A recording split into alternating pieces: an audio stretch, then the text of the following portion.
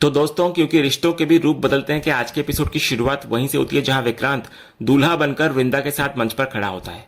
वृंदा उससे कहती है कि उसे साथ में रैंप वर्क नहीं करना है और फिर वो बड़ी ही समझदारी से ऋतिक, मुन्नी, सलोनी और देव को अपने साथ एक लाइन में खड़ा कर देती है और शो को वहीं पर समाप्त कर देती है, जिससे विक्रांत को उसके साथ अकेले वर्क करने का मौका ही नहीं मिलता। फिर तालियां बजने लगती है और शो के बाद शुक्ला जी वृंदा की बहुत तारीफ करते हैं। वो कहते हैं कि उन्हें यकीन था कि उन्होंने ये कॉन्ट्रैक्ट सही हाथों में दिया है और इस कलेक्शन की बात अब पूरी दुनिया में होगी। सब लोग तालियां बजाते हैं, लेकिन अंगद, जिसके चेहरे पर गुस्सा और दर्द साफ झलक रहा था, बिना कुछ कहे वहां से निकल जाता है। अगले ही पल हम वृंदा को बैक स्टेज के एक कमरे में बैठकर रोते हुए देखते हैं। उसको एजेंसी वाली लेडी की बातें याद आती है जिसने कहा था कि मॉडल्स को अंगद विरानी ने ही कैंसिल करवाया था। तभी अंगद नशे में धुत वहां आता है। वो ताली बजाते हुए ताने भरे अंदाज में कहता है, कॉन्ग्रेचुलेशन वृंदा, बहुत अच्छा शो किया। फिर वो कहता है, और सॉरी, शो के लिए नहीं बल्कि नए दूल्हे के लिए। वो कहता है कि वो दिल से उसके लिए बहुत खुश है। तो वृंदा को तुरंत समझ आ जाता है कि अंगद ने शराब पी है। वो पूछती है, तुमने फिर से ड्रिंक किया? वो कहती है कि इतना बड़ा शो था और वो यहां शराब पी रहा है। तो अंगद नशे में अपनी पीड़ा व्यक्त करता है। वो कहता है, तुम्हें क्यों फर्क पड़ रहा है? अब तो बिल्कुल भी फर्क नहीं पड़ना चाहिए, क्योंकि मैं तो तुम्हारी जिंदगी का हिस्सा ही नहीं हूं। तुम्हारी लाइफ में तो नया प्यार आ गया है। तो इस पर वृंदा उसे बकवास बंद करने के लिए कहती है और सफाई देती है कि उसे नहीं पता था कि विक्रांत ऐसे दूल्हा बनकर आ जाएगा। लेकिन अंगद सुनने को तैयार नहीं होता। वो कहता है, सोच भी नहीं सकता था मैं कि उस 2 कौड़ी के विक्रांत से मुझे मुकाबला करना पड़ेगा। अच्छा है, खुश रहो अपने उस नए दूल्हे के साथ। इस पर वृंदा का सब्र टूट जाता है। वो अंगद का कॉलर पकड़कर पूछती है, सच बोलो, क्या तुम खुश हो? दिल से बधाई दे रहे हो मुझे? नहीं अंगद, तुम खुश नहीं हो, क्योंकि अगर तुम खुश होते ना तो तुम मेरे मॉडल्स को लास्ट मोमेंट पर कैंसिल नहीं करते। तो अंगद ये सुनकर हैरान नजर आता है। वो कहता है, मैंने कब कैंसिल किया मॉडल्स को? लेकिन वृंदा बोलती है कि उसी ने किया है। वो उस पर आरोप लगाती है कि तुम मेरा शो बिगाड़ना चाह रहे थे ना, ताकि मेरी बेइज्जती हो और सब मुझको नकारा बोले, ताकि तुम सही साबित हो जाओ कि मैं किसी चीज के लायक ही नहीं हूं। और कितना गिरोगे तुम अंगद? तो अंगद इधर बार बार बोलता है कि उसने ऐसा कुछ नहीं किया है, लेकिन वृंदा उस पर विश्वास नहीं करती। वो कहती है, तुमने मुझे कैरेक्टरलेस तो बना ही दिया, लेकिन अब तुम मुझे पागल भी बना रहे हो। तो दोस्तों, वृंदा का यह आरोप अंगद के टूटे हुए दिल पर एक और घाव कर देता है। वो गुस्से में कहता है, तुम्हारे अंदर बहुत हिम्मत है, क्योंकि इतना सब कुछ होने के बाद भी तुम मुझसे ऐसे पेश आ रही हो। भगवान कसम, अगर चाचू नहीं होते ना तो एक सेकंड भी नहीं सोचता मैं तुमको तलाक देने से पहले। तो इस पर वृंदा कह डालती है, नहीं अंगद, अब डिवोर्स नहीं होगा। वो कहती है कि अब तो इंतजार वो करेगी जब तक ये बच्चा नहीं हो जाता। वो अपनी पीड़ा व्यक्त करती है कि तुमको अंदाजा भी है कि मैं अंदर से कितनी टूट चुकी हूं। सब कुछ छीन लिया है तुमने मुझसे, मेरी खुशियां, मेरा गुरूर और मेरे अंगद को भी छीन लिया तुमने। और फिर वो एक अंतिम चेतावनी देती है, कहती है, लेकिन अब मैं नहीं तड़पूंगी, बल्कि अब तुम तड़पोगे। तुम जिंदगी भर तड़पोगे मेरे प्यार के लिए। इतना बोलकर वृंदा वहां से चली जाती है और अंगद अकेला टूटा हुआ और बेबस खड़ा रह जाता है। अगले सीन की शुरुआत होती है वृंदा से, जो घर तक पहुंचती है। गाड़ी से उतरने के बाद जब वो अंदर आ रही होती है तो उसके फोन की घंटी बजती है। फोन पर अक्षय होता है। वो खुशी के मारे कह रहा होता है कि घर पर उसके लिए एक सरप्राइज है। तो वृंदा ये सुनकर हैरान होती है और कहती है वो अभी आ रही है अंदर। जैसे ही वृंदा घर के अंदर कदम रखती है, उसकी आंखें खुशी और हैरानी से भर जाती है। सामने पूजा खड़ी होती है। वृंदा भावनाओं में बहकर उसके पैर छूने के लिए झुकती है, लेकिन पूजा उसको रोक लेती है और कहती है, तुम्हें तो पता है ना हमारे घर की रीत, बहुएं पैर नहीं छूती, सीधा गले लगती है। और वो वृंदा को कसकर गले लगा लेती है। उनके साथ आई हुई टिम्सी से भी वृंदा गले मिलती है। तो दोस्तों, ये एक बहुत ही प्यारा और भावनात्मक पल था। पूजा का आना वृंदा के लिए सिर्फ एक सरप्राइज नहीं बल्कि एक सुकून था, एक ऐसा सहारा जिसकी उसे इस वक्त सबसे ज्यादा जरूरत थी। इसके बाद सबके बैठने के बाद पता चलता है कि पूजा ने हेमंत को भी सरप्राइज दिया है। पूजा कहती है कि वो सीधे वृंदा के शो में ही आना चाहती थी, लेकिन उसकी फ्लाइट डिले हो गई। जब वो शो के बारे में फिर पूछती है वृंदा से, तो ऋतिक गर्व से कहता है कि भाभी ने तो कमाल ही कर दिया। पूजा वृंदा से कहती है कि उसकी तरक्की देखकर उसे बहुत गर्व महसूस होता है। तभी वृंदा अपनी खुशी जाहिर करती है और कहती है कि ऐसे समय में जब वे तीनों यानी कि वृंदा, मुन्नी और सलोनी प्रेग्नेंट है, उनका आना बहुत अच्छा लग रहा है। मुन्नी भी कहती है कि अब तक वे तीनों ही एक दूसरे को संभाल रही थी, लेकिन उनके आने से वे सब निश्चिंत हो गई हैं। तो इस पर पूजा उनकी भावनाओं को समझते हुए कहती है कि ऐसे वक्त पर जब कोई बड़ा साथ होता है तो हिम्मत रहती है, लेकिन सबसे ज्यादा जरूरत तो पति के साथ की होती है। और फिर पूजा वो सवाल पूछती है वृंदा से जो उस खुशनुमा माहौल में एक अजीब सी खामोशी घोल देता है। वो पूछती है, अंगद कहाँ है वृंदा? कहीं दिखाई नहीं दे रहा है। हेमंत भी पूछता है कि अंगद कहाँ रह गया? तो वृंदा बहाना बनाती है कि वो बस आ ही रहा होगा। तभी अंगद घर पर आता है। पूजा को देखकर वो भी खुश होता है बहुत और पैर छूकर उनका आशीर्वाद लेता है।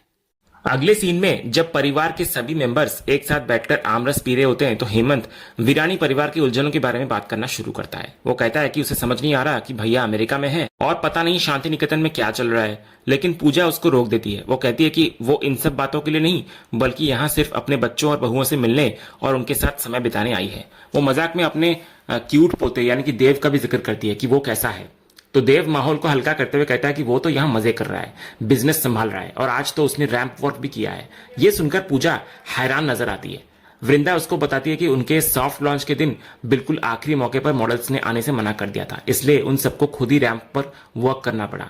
मुन्नी भी कहती है कि उनका जलवा अलग ही था और उन्होंने रियल मॉडल्स को भी फेल कर दिया। ये सुनकर पूजा चिंता में आ जाती है। वो कहती है कि उन तीनों को प्रेगनेंसी में ऐसा नहीं करना चाहिए था। इस पर वृंदा अंगद की तरफ देखते हुए कहती है, क्या करते चाची, सिचुएशन ही ऐसी थी, हम क्या ही करते। इधर पूजा बोलती है, ठीक है कोई बात नहीं, लेकिन अगली बार से वे ध्यान रखें क्योंकि प्रेगनेंसी के पहले 3 महीने बहुत महत्वपूर्ण होते हैं। इधर हेमंत भी कहता है कि अब उन्हें चिंता करने की जरूरत नहीं है क्योंकि पूजा उन तीनों का ध्यान रखने के लिए आ गई है। इसके बाद सब लोग आमरस खा रहे होते हैं। पूजा वृंदा से कहती है कि वो अंगद की कटोरी में और आमरस डाले क्योंकि उसकी कटोरी खत्म हो गई है और उसको आमरस बहुत पसंद है। अंगद मना करता है लेकिन हेमंत भी कहता है कि अंगद बिल्कुल उसके ऊपर गया है, उसे बहुत आमरस अच्छा लगता है। तो हेमंत के जोर देने पर वृंदा उठती है, अंगद की कटोरी में आमरस डालती है और उसको देती है। दोस्तों, ये एक बहुत ही छोटा लेकिन बहुत ही शक्तिशाली क्षण था। एक पति पत्नी के बीच की ये एक सामान्य सी बात उनके बीच की दूरी को और भी ज्यादा उजागर कर रही थी। वृंदा का आमरस डालना और अंगद का उसे लेना दोनों के लिए एक औपचारिकता थी जिसमें कोई प्यार नहीं, बस एक खामोश तनाव था। उनकी आंखें मिल रही थी लेकिन दिलों के बीच का फासला शायद और भी बढ़ गया था। इसके बाद तभी हम देखते हैं कि वृंदा हेमंत को अकाउंट्स की फाइल दिखाते हुए कहती है कि उसमें कुछ प्रॉब्लम्स है। तो हेमंत फाइल चेक करके हैरान होता हुआ नजर आता है। कहता है अकाउंट्स टैली नहीं कर रहे हैं, पूरे 10 लाख रुपए कम है। वो पूछता है कि इतना बड़ा अमाउंट कौन निकाल सकता है। तभी हम देव को देखते हैं जिसके चेहरे पर घबराहट साफ झलक रही होती है। एक फ्लैशबैक में हमें दिखाया जाता है कि कैसे ऑफिस के एक आदमी ने देव के कहने पर ही ये 10 लाख रुपए निकाले थे। जब उस आदमी ने एंट्री के बारे में पूछा तो देव ने उसे टाल दिया था और कहा था कि वो एंट्री खुद कर देगा। वर्तमान में जब सब लोग उस घपले पर हैरान होते हैं तो देव खुद ही कबूल कर लेता है कि मैंने निकाले थे। हेमंत पूछता है लेकिन क्यों? तो इस पर देव बहाना बनाता है कि उसको मार्केटिंग और प्रेस वगैरह के लिए पैसे चाहिए थे। तो हेमंत उसको डांटता है कि पैसे निकालने से पहले उसे वृंदा को बताना तो चाहिए था। वृंदा भी यही कहती है कि घर के खर्चों के बारे में भी तो हम एक दूसरे को बताते हैं। तो देव तर्क देता है कि यह कंपनी का काम था, घर का नहीं। हेमंत कहता है घर का था या कंपनी का, बताना तो चाहिए था, एंट्री तो करनी चाहिए थी। देव कहता है कि एंट्री हो जाएगी और फिर वो नाम लेता है जो इस आग को और भड़का देता है। वो कहता है कि वो विक्रांत भी तो यही करता है ना, उसकी कितनी एंट्री पेंडिंग है। विक्रांत का नाम सुनते ही अंगद का गुस्सा भड़क उठता है। वो देव पर चिल्लाता है, तुझे लाइफ में इडियट बनना है क्या जो उस विक्रांत को फॉलो कर रहा है? वो तो एक नंबर का इडियट है, 2 कौड़ी का आदमी है वो। तूने देखा नहीं कैसे स्टेज पर दूल्हे वाला लिबास पहनकर आ गया था? लेकिन वृंदा तुरंत विक्रांत के बचाव पर उतर आती है। वो कहती है मैक्सिमम ऑर्डर्स मिस्टर ठाकुर की वजह से ही मिले हैं। वो देव को समझाती है कि मिस्टर ठाकुर ऐसा नहीं करते, वो खर्चों की अलग से एंट्री रखते हैं ताकि कोई कंफ्यूजन ना हो। अंगद जो ये सब सुन रहा होता है धीरे से अपने आप से कहता है सबसे बड़ा घपला तो वो खुद ही है। दोस्तों, यहां पर अंगद और वृंदा के बीच का तनाव साफ महसूस किया जा सकता है। वृंदा जो विक्रांत की असलियत नहीं जानती उसे एक आदर्श कर्मचारी मान रही है, जबकि अंगद जो उसकी नीयत पर शक करता है उसका नाम तक सुनना पसंद नहीं कर रहा। तभी मुन्नी देव से कहती है इट्स ओके देव, जो हो गया सो हो गया, लेकिन आगे से ध्यान रखना। हम तो यहाँ पर अभी आए हैं ना, लेकिन भैया और भाभी यहाँ पहले से हैं, तो कंपनी को प्रॉफिट भी यही लोग ही दे रहे हैं। तब देव उठकर बोल पड़ता है, तो आपके कहने का यह मतलब है कि मैं कंपनी को लॉस करवा रहा हूं क्या? इस पर हेमंत देव को शांत करता है और समझाता है कि अकाउंट्स डिपार्टमेंट वृंदा के अंडर है, तो उसे वृंदा के तरीके से ही काम करना चाहिए। वृंदा फिर से देव को बोलती है कि मिस्टर ठाकुर का पैटर्न बहुत सिंपल है देव। इस पर देव चिढ़कर कहता है मेरा भी सिंपल और इजी ही है चाची, पता नहीं आप क्यों बार बार विक्रांत को सपोर्ट कर रही हैं। वृंदा इस पर सफाई देती है कि मैं मिस्टर ठाकुर को सपोर्ट नहीं कर रही हूं देव, मुझे सिर्फ इस चीज से मतलब है कि वो काम अच्छे से करते हैं। लेकिन इससे पहले कि देव कुछ और कह पाता, अंगद उसको बीच में रोक देता है। वो वृंदा की तरफ देखकर एक गहरा और चुभने वाला ताना मारता है कि तुझे पता नहीं है क्या देव कि विक्रांत कितना इंपॉर्टेंट है? तो इस पर हेमंत पूछ बैठता है पर वो कैसे इंपॉर्टेंट है? तो वृंदा बात को पलटने की कोशिश करती है, कुछ नहीं चाचू। लेकिन अंगद अब रुकने वाला नहीं होता। वो कहता है कैसे कुछ नहीं है, वो इंपॉर्टेंट। इस कंपनी की हिस्ट्री में वो पहला इंसान होगा जिसकी वजह से रूल्स चेंज हुए हैं। और फिर वो उस जख्म को कुरेदता है जो अभी तक भरा नहीं था, कहता है और आज वो कैसे रैंप पर आ गया चलने के लिए दूल्हे की कॉस्ट्यूम में।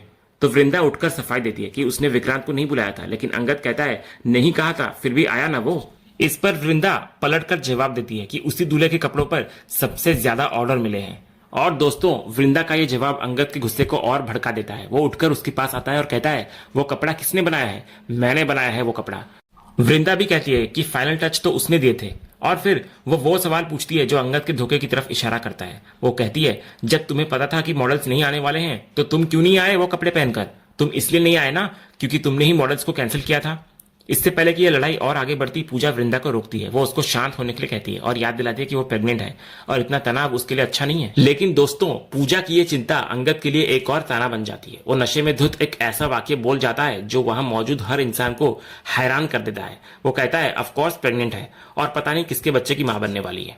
तो वृंदा ये सुनकर कांप उठती है। वो अंगद से कहती है, तुम नशे में हो, तुम्हें पता नहीं कि तुम क्या बोल रहे हो, इसलिए चुप रहो। हेमंत भी अंगद पर गुस्सा करता है कि उसकी पत्नी प्रेग्नेंट है और वो शराब पीकर आया है।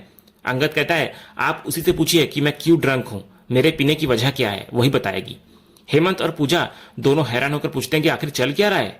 लेकिन वृंदा, जो अब और कुछ कहना या सुनना नहीं चाहती, कहती है कि वो अब अपने कमरे में जा रही है। जैसे ही वृंदा कमरे की तरफ मुड़ती है, उसका पैर कारपेट में फंस जाता है और वो गिरने वाली होती है। तभी अंगद उसको बचाने के लिए आगे बढ़ता है, लेकिन वृंदा उसको उंगली दिखाकर कहती है, डोंट अंगद।